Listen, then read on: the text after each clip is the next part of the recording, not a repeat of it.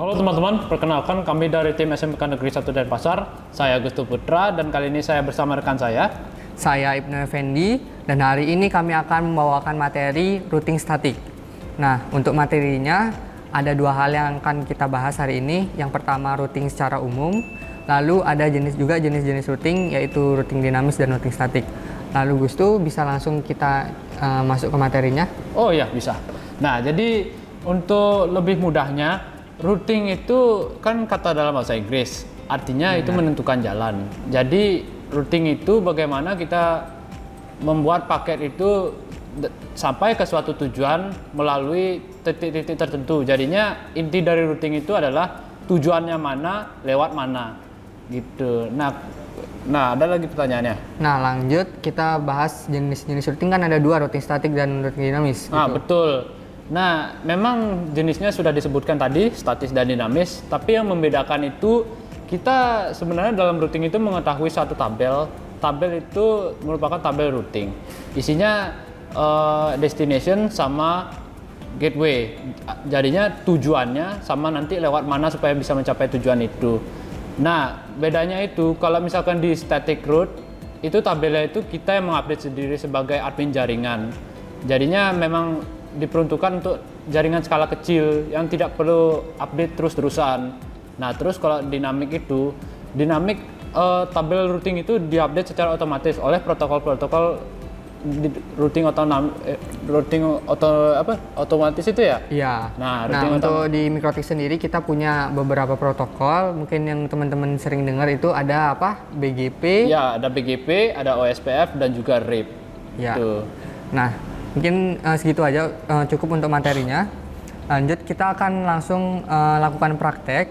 Tapi sebelum itu saya akan jelaskan terlebih dahulu topologi yang akan digunakan. Topologinya kita akan menggunakan 3 buah router. Router 1 akan kita hubungkan dengan internet melalui Ether 1.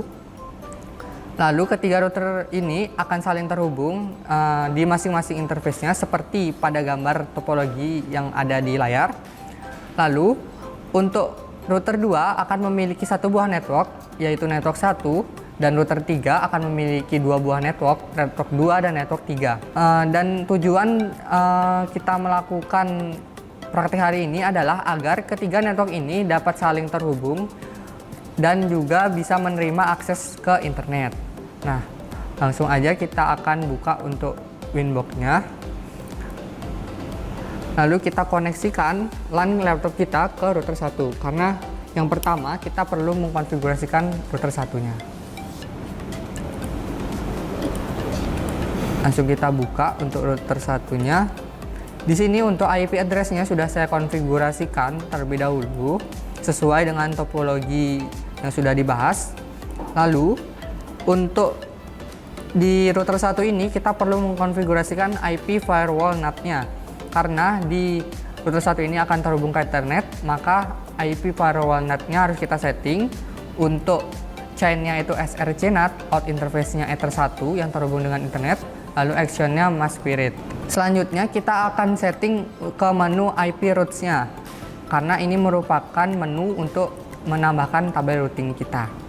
Nah, di router 1 ini, rule pertama yang harus kita isikan agar dapat terhubung ke internet adalah default route. Untuk DST address-nya kita biarkan 0000/0. Lalu untuk gateway-nya kita isikan gateway dari alamat IP ISP. Seperti pada topologi, di sini ada 10.10.10.1. Langsung aja kita isikan 10.10.10.1. Nah, langsung kita apply dan oke. Selanjutnya kita tambahkan lagi rule baru. Di sini kita akan koneksikan ke network di network 1. Di sini untuk IP-nya ada 192.168.80.0. Langsung aja kita masukkan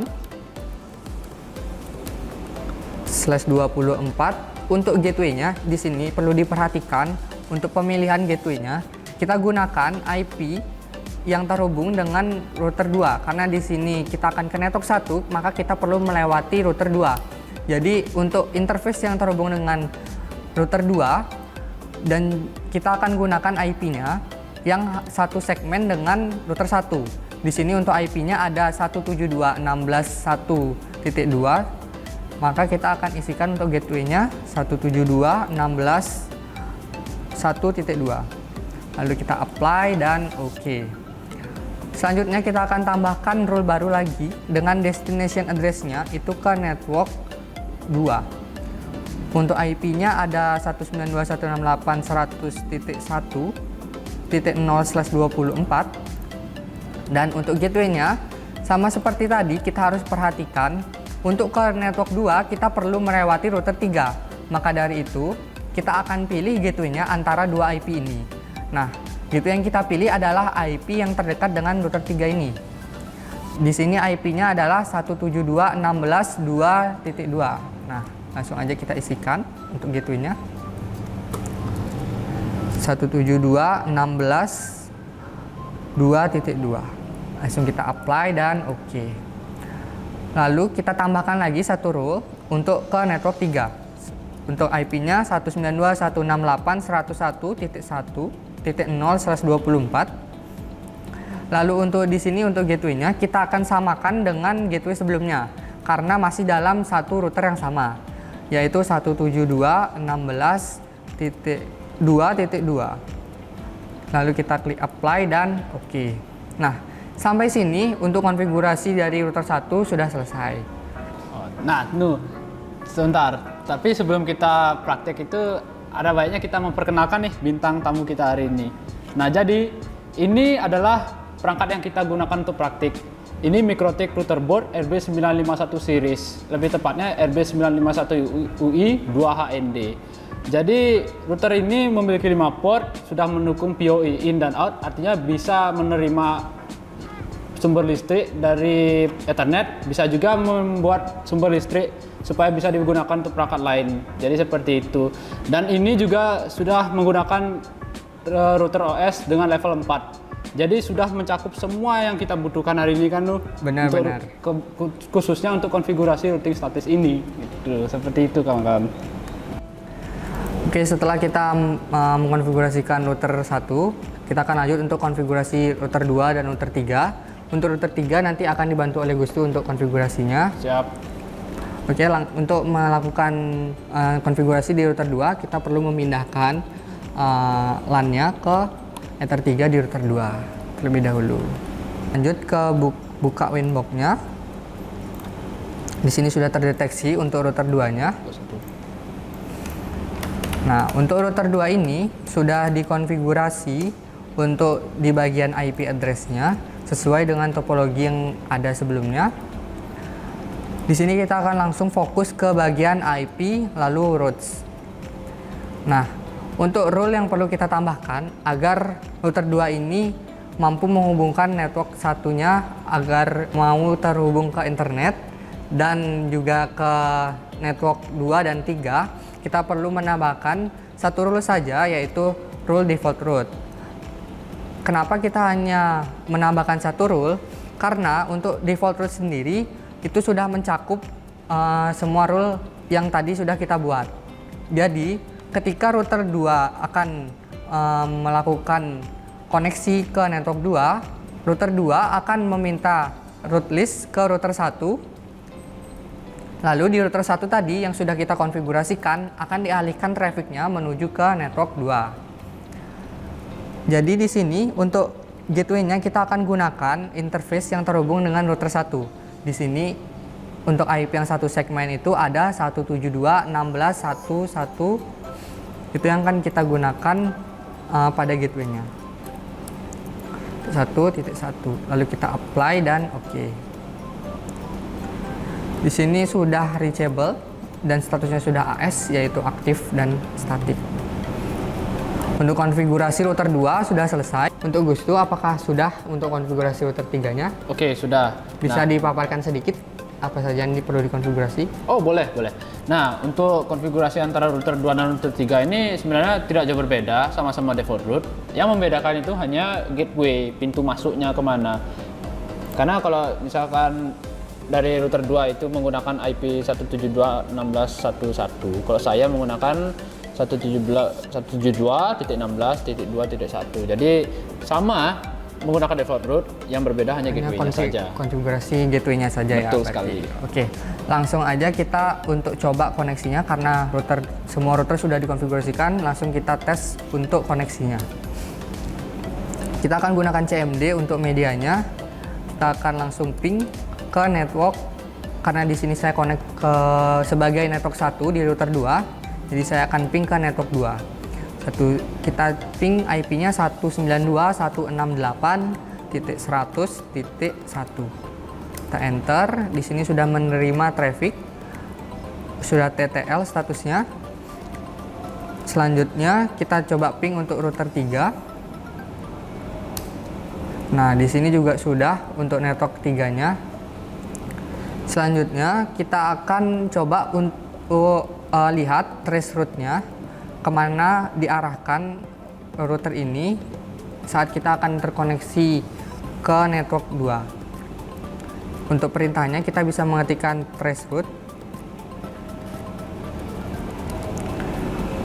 lalu minde IP-nya gunakan IP network 2 100.1, enter. Nah, di sini ternyata kita dialihkan menuju ke router 1 terlebih dahulu, baru mencapai ke network 2.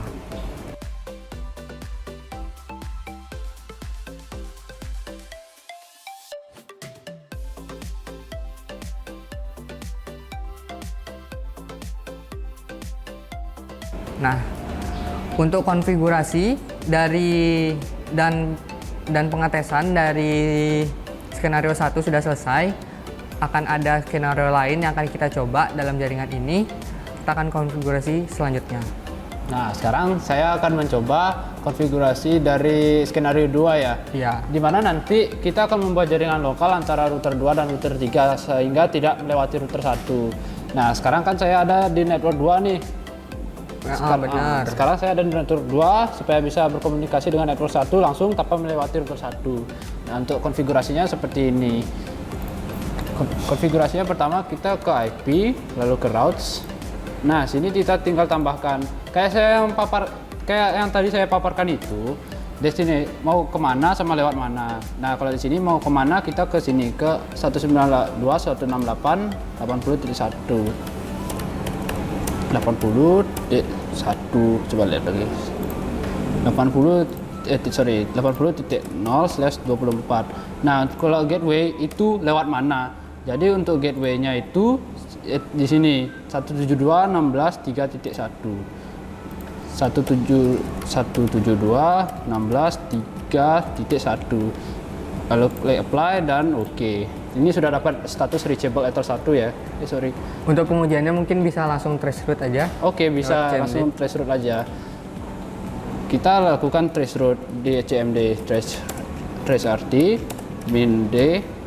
Oke, jadi IP-nya yang kita gunakan yang tujuannya tadi yang 80 ya? Iya. Oke, 192.168.80.1. Betul? Iya. Betul ya? Oke, kita coba. Nah, berarti udah dapat ya itu. Udah bener berarti kan? Ya, kan udah. cuma 2 berarti. Oh ya, udah bener. Hanya melewati koneksi direct antar 2 router aja. Iya, betul. Jadi untuk skenario 2 sudah bisa dijalankan. Oke, untuk skenario 2-nya tadi sudah dibahas oleh Gostu. Nah, di sini saya akan memaparkan skenario 3. Untuk skenario 3-nya di sini kita ibaratkan karena network 2 ini load-nya traffic-nya besar, sehingga dari network 1 mau ke network 3 itu juga terkena dampaknya. Maka dari itu kita akan coba untuk memindahkan traffic untuk network 1 ke network 3, nantinya akan kita lewatkan kembali ke router 1. Nah, untuk konfigurasinya langsung aja kita buka Winbox-nya. Di sini yang akan saya konfigurasikan adalah di router 2-nya. Untuk rule yang perlu ditambahkan itu hanya perlu menambahkan satu rule, yaitu di sini 192.168.100.1/24 ini sebagai IP yang menuju ke IP dari network 2. Nah, untuk gateway-nya kita gunakan dari IP ether 2 yang terkoneksi langsung secara direct, yaitu 172.16.3.2. 172.16.3.2. Lalu kita klik apply dan oke. Nah, sampai sini saja untuk router 2 untuk dari network 1 ke network 3 seharusnya sudah bisa dilewatkan trafficnya lewat atas. Langsung aja kita cek untuk trace route-nya. Trace RT. Ya, trace RT ya. Oh iya, Trace RT, Minde,